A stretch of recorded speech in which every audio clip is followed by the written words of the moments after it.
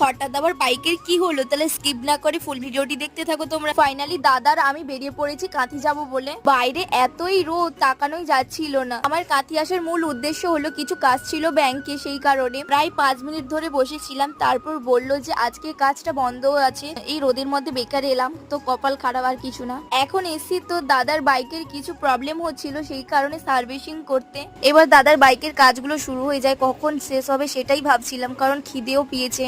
এখান থেকে দাদার বাইকটা নিয়ে গেছি, তো নিজের জন্য কিছু করারও স্বপ্ন আছে, তোমরা পাশে থাকলে সেটাই সম্ভব হবে। আমাদের কাজগুলো শেষ, আমাদের বলছি কেন, তো দাদার কাজ শেষ, তো এবার সোজা চলে এসেছিলাম খেতে। এই কয়েকদিন যা গরম পড়েছে আর থাকাই যাচ্ছে না। আমাদের এখানে বেশিক্ষণ বসতে হয়নি, খুব তাড়াতাড়ি খাবার দিতে বলেছিলাম, তাড়াতাড়িও দিয়েছে। এসছিলাম আমরা এখানে 11টায়, তো এখন বাজে 2:30। ভাবো কতক্ষণ খিদে পেয়েছিল আমাদের। খাওয়া দাওয়া শেষ করে মিও আমরে চলে এসেছি কিছু নিতে। আমি এখন নিয়ে বাড়ি যাই। আজকের মতো টাটা সবাইকে।